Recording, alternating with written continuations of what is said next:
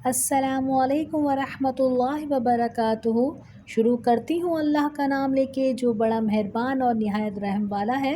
आज मैं आप लोगों के लिए शाही खीर की रेसिपी लेके आई हूँ जो इतने कम बजट में इतनी मज़ेदार बनती है। इस वीडियो को फुल वॉच कीजिएगा। आए बनाना स्टार्ट करते हैं। 1 कप मैंने चावल लिए हैं। सेला चावल को छोड़ के आपके पास जो चावल मौजूद हो आप वो ले सकते हैं। 2-3 दफ़ा पानी से वॉश करने के बाद 15-20 मिनट के लिए इसे भिगो देंगे। फिर अच्छी तरीके से इसका पानी खुश्क करने के बाद मलमल के कपड़े पे सुखा देंगे और जब अच्छा सा खुश्क हो जाएगा तो कॉफ़ी ग्राइंडर के अंदर इसको पीस लेते हैं। 5 मैंने छोटी इलायची ली थी। 1 चम्मच मैंने चीनी का डाल के इसको भी मैंने अच्छी तरीके से पीस लिया है। ये दोनों चीज़ें हमारे पास पीसी हुई मौजूद हैं। अब हम अपनी कढ़ाई के अंदर 2 किलो दूध डालेंगे।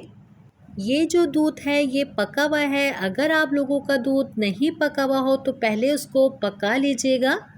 हमने पीसे हुए जो चावल रखे हैं सारे चावल अब हम इसके अंदर डाल देंगे। साथ ही हम इसके अंदर पीसी हुई इलायची पाउडर भी डाल देते हैं। अच्छी तरीके से इसको हम अब मिक्स करेंगे कि चावल का जो हमने पाउडर बनाया है उसके छोटे छोटे लम्स नहीं बन जाए।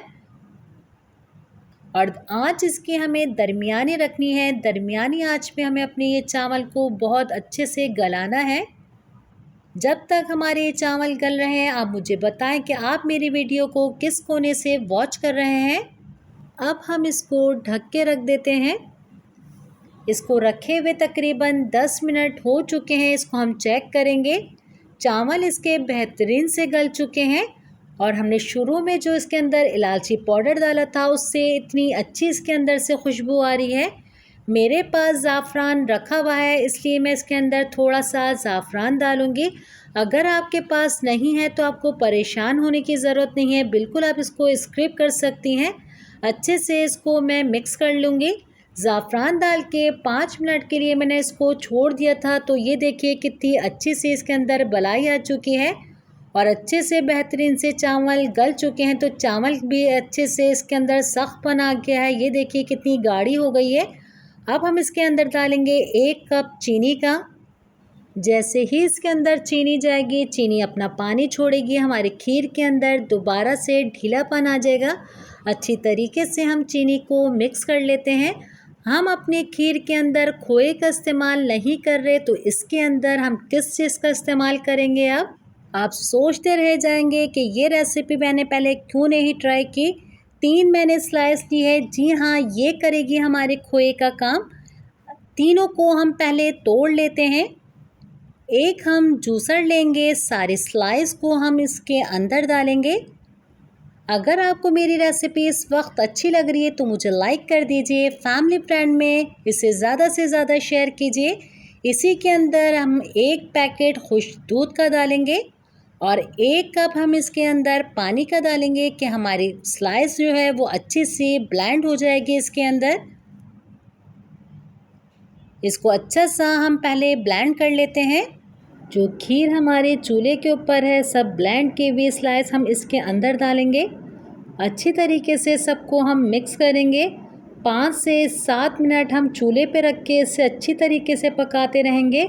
कुछ मैंने बादाम लिए हैं जिसे क्रश कर लिया है। इसके अंदर अब हम बादाम भी डाल देते हैं। इसको भी डाल के अच्छी तरीके से मिक्स करेंगे और मैं 5 मिनट इसको अच्छी तरीके से पकाते रहूँगी और हिलाते रहूँगी कि इसके अंदर एक गाढ़ापन आ जाए। जैसे ही ये देखिए इसके अंदर गाढ़ापन आ गया है बस मैं इसका चूल्हा अब बंद करती हूँ। इसको मैं डिश के अंदर निकाल लेती हूँ और ठंडा कर लेंगे। जैसे ही हमारी खीर ठंडी हो जाएगी इसके ऊपर हम चांदी का वर्क लगाएंगे। ये भी आपके पास एक ऑप्शन है, अगर है तो आप लगा दीजिए।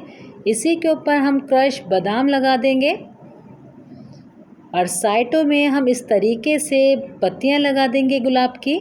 और हमारी शाही खीर तैयार है। ज़रूर ट्राई कीजिएगा। और इसकी थिकनेस देखिए, कोई इसके अंदर लपटवापन नहीं आ रहा, इतनी ज़बरदस्त सी बनेगी। ज़रूर ट्राई करके फीडबैक दीजिएगा। इंशाल्लाह नई रेसिपी के साथ फिर हाज़िर होती हूँ। अपने वालिदैन का बहुत ज़्यादा ख्याल रखिएगा। मुझे मेरी फ़ैमिली को दुआओं में याद रखिएगा। अल्लाह हाफ़िज़।